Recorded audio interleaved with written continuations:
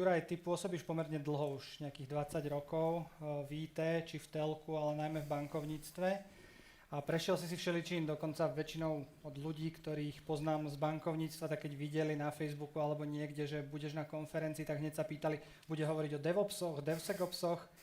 Teraz to, že si môžeme prezradiť, že trochu ich sklamejme, nebude to technické a potešíme tých, ktorí sa báli technickej témy. Ľudia môžeme premostiť aj na techniku, nie je problém.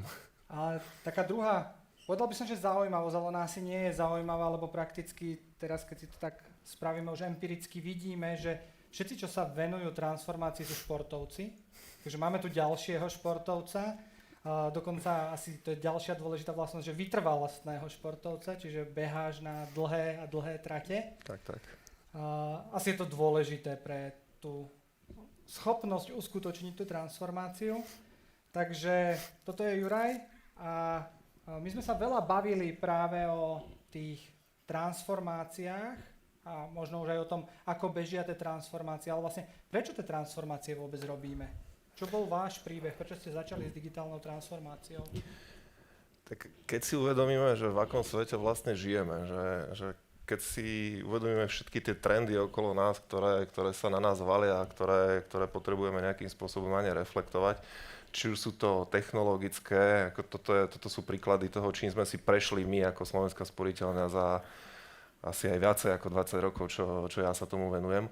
A prešli sme z offlineu do onlineu, z decentralizovaných riešení na centralizované riešenie, zavádzali sa digitálne kanály, zavádzala sa automatizácia, cloudy, fintechy, všetko sú veci, ktoré nás nejakým spôsobom ovplyvňujú. Potom je tu regulácia, ktorá chráni klienta, chráni trh a snaží sa otvárať bankovníctvo tak, aby bolo prístupné pre tretie strany. A potom máme zmeny v klientskom správaní. Klienti očakávajú pohodlie, rýchlosť, personalizované, hyperpersonalizované komunikácie a tak ďalej. Potom také, že globálne výzvy. Neviem, kto z vás si ešte pamätá rok 2020, ale bol tu také, že COVID. A to nás tiež nejakým spôsobom trošku hitlo.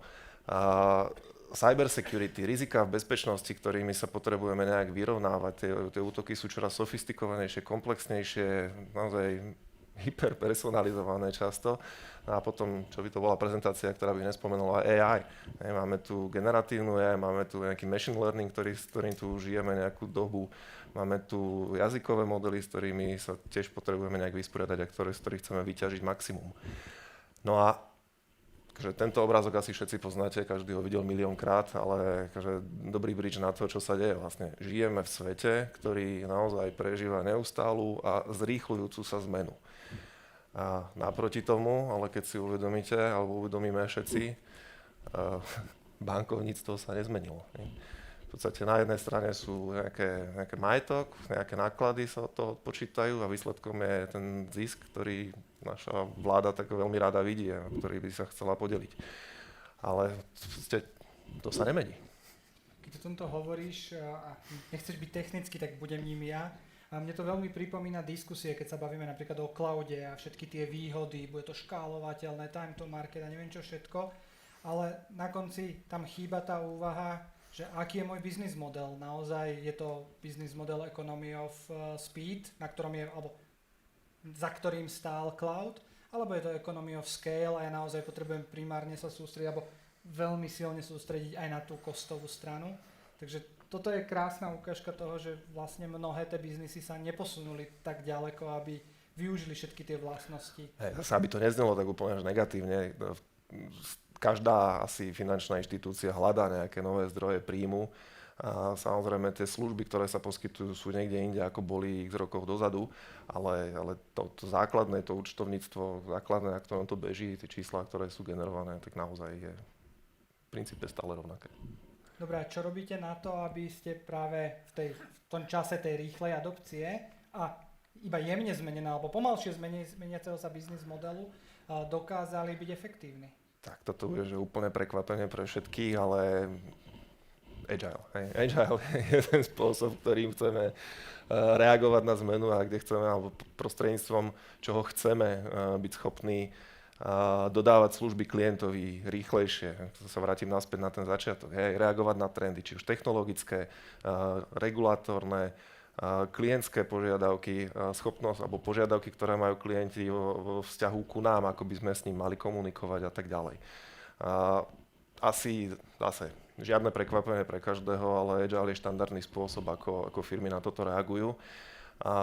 Ten najzásadnejší rozdiel pre mňa teraz nie je o tom, že zavedieme Agile, zavedieme nejaké týmy, ktoré fungujú iným spôsobom, ale ten základný rozdiel je v mindsete, už si ho spomenul, alebo bol tu spomenutý viackrát, v tom mindsete, že prechádzame z režimu, kedy ten tím vie, čo klient chce. Častokrát to naozaj nie je to, čo klient chce, ale ten tím to určite vie. Do režimu, že sa pýtame klienta, čo chce, overujeme si naše hypotézy, spoločne s klientom dizajnujeme to riešenie alebo ponuku pre neho tak, aby o ňu naozaj na konci dňa mal záujem. A keď sa vrátime naspäť k tomu biznis modelu, tak tá príjmová strana išla hore. Ale tá agilita nie je len o tom, že zmeníme spôsob svojho fungovania a nastavenia. Je to naozaj o tom, že nám umožňuje myslieť na klienta a mať klienta v centre svojho záujmu. To je často vec, ktorá býva opomíjaná a ľudia sa na ňu nie úplne sústreďujú. A z mojej skúsenosti viem povedať, že naozaj je to veľký pain point, ktorý keď nie je urobený správne, tak je veľmi ťažké ho uviesť do života, do už nejakej rozbehnutej organizácie. Ty si už veľakrát spomenul Agile a si síce nebol, ale dve prezentácie pred tebou tu bola prezentácia o tom, že buzzwordy sú na jednej strane možno také tie silné slová, ktoré umožňujú spojiť tú Ivory Tower, čiže nejaký management board s tými až programátormi alebo biznisom dole v engine room, ktorí naozaj nakoniec to vykonávajú. Ale vždy, to čo tu aj zaznelo, je veľmi dôležité, že čo je za tým buzzwordom. Tak ako si u vás môžeme predstaviť, čo je za tým Agile? Je to nejaký Scrum alebo čo tým myslíte, keď hovoríte o Agile? My sme začali s transformáciou v 2020. Presne 2 týždne pred tým, ako bol spustený prvý lockdown. Tá transformácia bola naozaj o vytvorení agilných tímov, ktoré spojili dokopy aj organizačne ľudí z biznisu s relevantnými ľuďmi z ITčka. Takže ja ako šéf ITčka som posunul svojich ľudí do biznisových tímov, do biznisových unitov a tieto tímy začali mať akože PNL-kovú zodpovednosť za svoju oblasť a svoju doménu. Nerobili sme to všade, kroz celú banku. To je veľmi dôležité poznamenať. Nie je to z môjho pohľadu, alebo z nášho pohľadu, to nie je vhodný model fungovania pre celú banku. Tie benefity asi niekde na controllingu alebo na financiách, na právnom až také nie sú. Ale my sme sa fokusovali a fokusujeme sa primárne na klientské kanály, klientské cesty, komunikáciu s klientom a tak ďalej. A keď ešte o tomto hovoríš, že práve ste možno vynechali nejaké časti tej organizácie, mnohá teória, ja neviem, Lean Startup od Erika Riesa, ktorý ešte niekam posúva Agile, hovorí práve o tom, že aj právnikov treba, alebo controlling by mal byť súčasťou toho biznisu a mať tú PNL-ku a túto zodpovednosť.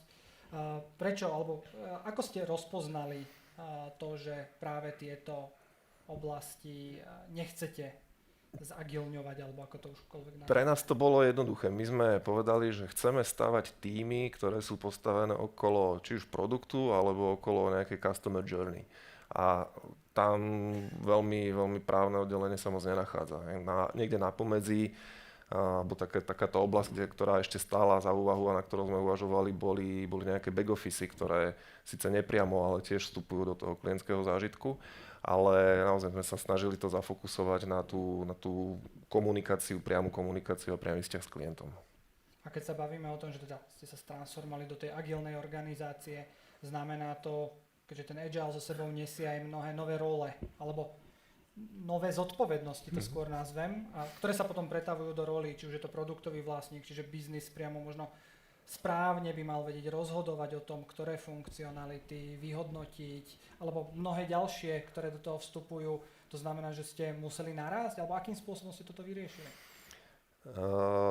V princípe je to správna otázka, pretože keď si uvedomím, kde sme boli pred tým rokom 2020, tak o roliach typu Product Owner, Lab Lead, Scrum Master, Agilný coach, alebo aj tí nejakí CX-oví ľudia, Customer Journey Owner a podobne, o tých sme ani nechylovali, tak to sa objavilo počas transformácie.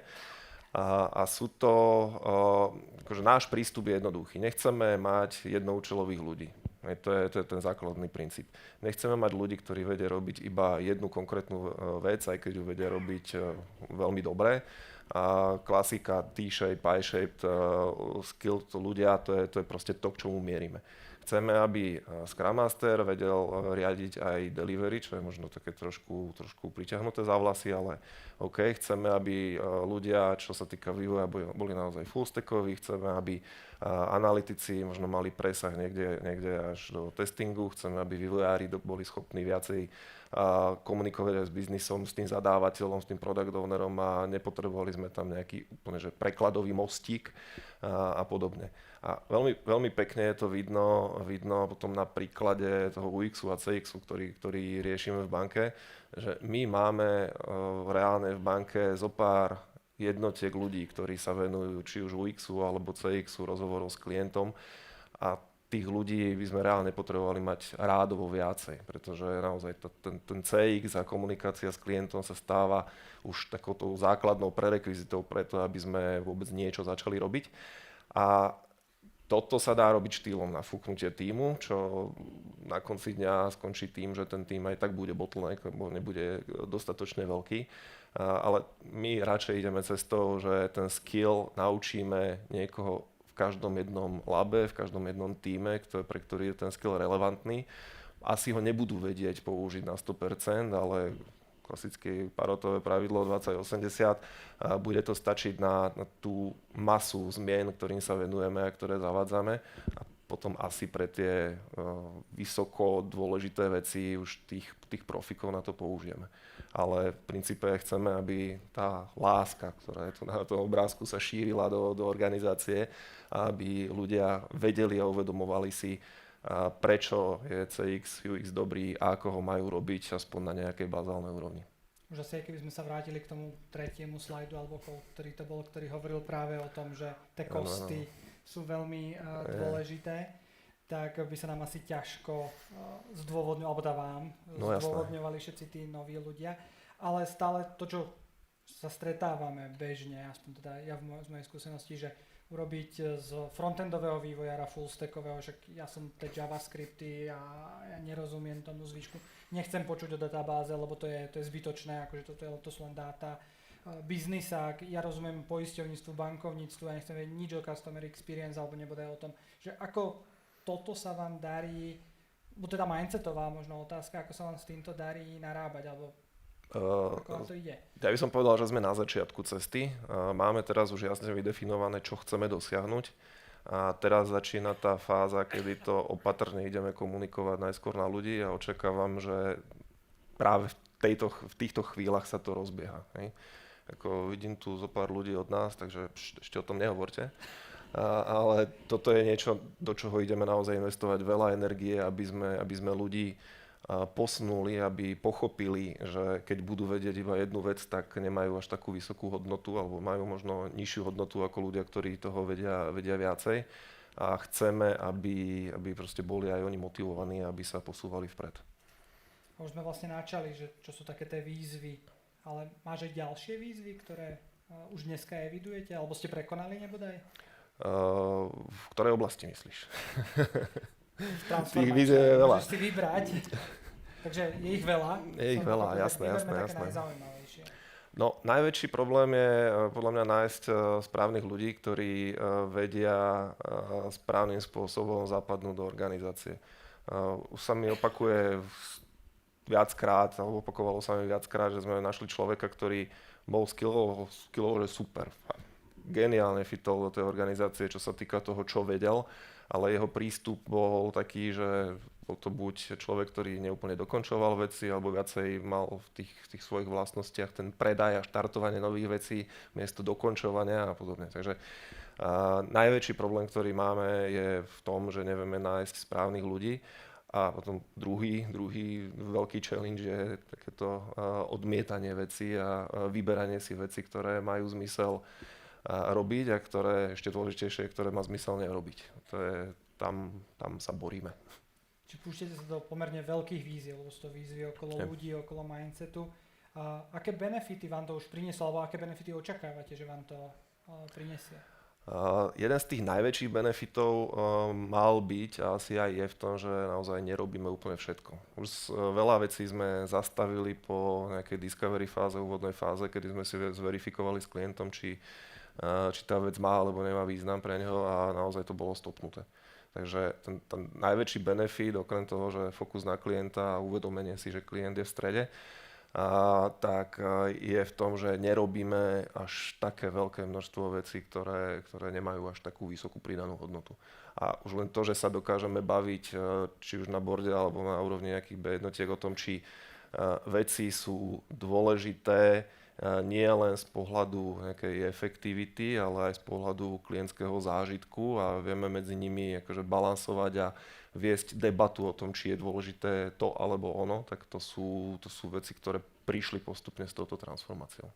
Čiže keď dokážete niečo zastaviť, tak očakávam napríklad z priebehu roka, hej, čo je niekedy náročné vo veľkých firmách, kým všetky procesné záležitosti prejdú k tomu, tak dokážete aj naopak naštartovať veci? Áno, to je práve taká tá story o tom, že banky sú častokrát označované za nejaký tanker, ktorý veľmi ťažko mení svoj smer, keď už naberie rýchlosť, tak má nekonečnú hybnosť a zastaviť ho je veľmi ťažké. A my sa snažíme zaviesť práve čo najviac takých lodí, ktoré dokážu rýchlejšie reagovať na meniacu sa situáciu. Takže snažíme sa, samozrejme musíme mať nejaký veľký zoznam tém, ktorým sa chceme venovať, nejaké portfólio a podobne, ale chceme mať, alebo máme priestor na to, aby nové témy priplávali do nášho portfólia počas roka a sme skôr v režime, že adaptujeme organizáciu na to, že zmena je normálna, prirodzená, očakávaná a tá situácia, že niečo by malo ísť naozaj podľa toho plánu, čo sme si tam niekde pár mesiacov dozadu nakreslili, tak to moc nečakáme. A ako taký dopad to má, už si spomínal, že máte aj také tie veľké strategické projekty, vymeniť core systém, alebo aj pobočkový, úplne agile, v zmysle, že budem to po feature pridávať, asi nie je úplne vôbec feasible, ale zase na druhú stranu čakať 5 rokov je pomerne dlho na takéto veľké transformačné projekty. Má táto zmena tej organizácie dopad, alebo prípadne sa pýtam na pozitívny, ak má negatívny, budem rád, keď aj to povieš, dopad na dodávku? Pozitívny dopad je, že aj pri veľkých projektoch sa snažíme ich rozbíjať na menšie kusy. Proste snažíme sa rozbíjať a tlačiť na každého, aby napríklad každé 4 mesiace, čo máme náš QBR-kový cyklus, aby každé 4 mesiace sa dokázali vlastníci tém, vlastníci projektov postaviť pre ľudí a dokázali povedať, OK, za tieto 4 mesiace sme urobili toto. Toto je náš výstup, toto je náš deliverač. Nemusí to byť ešte hotové pre klienta, ale je to uzavretá časť, uzavretá funkčnosť. Pomáha to organizácii, lebo vidia, že sa v tých projektoch niečo deje. Pomáha to tým ľuďom, pomáha to tomu tímu, že proste má niečo, nejaký deliverač častejšie a má dôvod na oslavu každých pár mesiacov. Alebo smútenie a zároveň nám to dáva príležitosť prehodnotiť, že či tento deliverač náhodou nestačí a nevieme povedať, že OK, stačilo, fokusujte sa teraz na niečo iné, máme tu niečo dôležitejšie, čo sa objavilo počas roka. Toto sa ešte nestalo, ale veríme, že to príde. Marko nám tu ráno zadefinoval také slovo, že waterfall in agile way, alebo nejak podobne, že takéto niečo. V princípe áno. Aj keď aj tie veľké projekty sa snažíme, aby fungovali viacej v tom agilnom režime, snažíme sa, alebo teraz naša snaha je o zblížení toho projektového agilného sveta, aby viacej tieto skupinky komunikovali. Aj kvôli tomu, že v princípe nejakých 30% organizácie už teraz funguje, 30% z pohľadu toho change bankového rozsahu funguje v agilnom svete. To znamená projekta, ktorý netuší nič o agilnom fungovaní, tak či tak príde do kontaktu s agilným svetom a agilnými týmami, od ktorých očakáva nejaké deliverače a je fajn, keď im rozumie, chápe, že ako fungujú a chápe, kedy k ním má prísť, aby im vysvetlil, čo od nich potrebuje a tak ďalej. A keby si mal, lebo myslím si, že táto výzva, že byť agilný, možno nikto nechce použiť tento buzzword, lebo dajú sa použiť aj slova ako pragmatický, efektívny a našiel by som mnohé ďalšie pridávne slova, mená. Čo by si poradil, alebo čo by si ty vybral ako takú najdôležitejšiu vec, ak je tu niekto, kto práve možno uvažuje, alebo aj rozbehol už takýto program, ale chce otočiť ten pomyselný tanker. Čo je niečo kľúčové, čím by si začal ty? Ja som povedal, že všetko, čo som hovoril, je dôležité, ale stále je tam tá nákladová stránka, tá kostová stránka, na ktorú netreba zabúdať a ktorú treba brať do úvahy. A k tomu bola ako pekná žltá knižka Future Ready, ktorá hovorí o tom, práve to, čo som už spomínal. Rozdiel medzi tie Future Ready organizácie, a k nim sa dá dostať dvomi spôsobmi. Či už tým tlakom na efektivitu, alebo nejakým tlakom na centricitu, alebo už vybudovaním greenfieldovej hotovej organizácie. Ale pre nás tá cesta je niečo medzi. My chceme byť schopní vedome si rozhodovať, či sa ideme venovať téme, ktorá má dopad na efektivitu, alebo téme, ktorá má dopad na customer experience. Ideálne, keby to boli témy, ktoré majú dopad pozitívne aj na jednu, aj na druhú stranu. Takých tém je ale relatívne málo a zatiaľ nám to vychádza, že tie témy sú celkom ohraničené alebo vyhranené. Čiže idete pekne krok za krokom. Snažíme sa. Snažíte sa dostať do toho správneho kvadrantu. Presne tak. Ďakujem a máme priestor samozrejme aj na otázky z publika, takže ešte prípadne môžete aj zadať. My sme sa dosť vyhýbali tej technologickej, ale tá otázka, ktorá tu je možno o tom práve, že aspoň ako ja vnímam, že jedna stránka vecí je mať tú agilnú organizáciu, je preto potreba aj nejaká technologická podpora. Preto sme technologická konferencia. Jasné. My máme za sebou žiaľ viacero pokusov o zavedenie agility a tie dávno minulé už zlyhali práve na tom, že týmy neboli schopné často, pravidelne a spoľahlivo dodávať výstupy z tých svojich šprintov do produkcie alebo ku klientovi. Takže za mňa ten technologický predpoklad je naozaj schopnosť automaticky, pravidelne, bez ľudského zásahu, spoľahlivo, ideálne bezodstávkovo dostávať tie riešenia ku klientovi. Toto je proste must, bez ktorého je to veľmi ťažko realizovateľné. Čiže keď sme tu ráno mali taký ten krásny obrázok s takými guľkami, ktorý si nevidel, kde na spodu sú túly, na vrchu je nejaký mindset a medzi tým kultúra a ďalšie veci. Jednoducho sú to veci, ktoré idú ruka v ruke a jedno bez druhého vyzerá asi ďalším príkladom. My už sme si zvykli na označenie, že banky sú vlastne technologické firmy s bankovou licenciou. Takže tá technológia je proste to, na čom budujeme vlastne všetko, čo sa týka digitálnych kanálov, digitálnych služieb, propozícií a podobne. Takže to je naozaj ten základný kameň, na ktorom tá celá inštitúcia na konci dňa stojí. Takže áno, môžete mať kultúru, môžete mať týmy, ktoré sú 100% pripravené na agilné fungovanie, ale keď to, čo urobia, nevedia dodať ku klientovi, tak je to proste strata. Druhá otázka je taká dosť zákerná. Asi mi preskočil, že ako meriate a vyhodnocujete, či je tá agilná organizácia úspešná, prípadne výkonná? To je veľmi dobrá otázka. Na konci dňa sa to nedá merať priamo iba na nejakých KPIčkách vnútri v organizácii, ale skôr je to o tom, čo vám povedia klienti. Či to, čo robíte, dáva zmysel, či majú produkty a služby, ktoré im poskytujete, pre nich hodnotu, za ktorú sú ochotní platiť.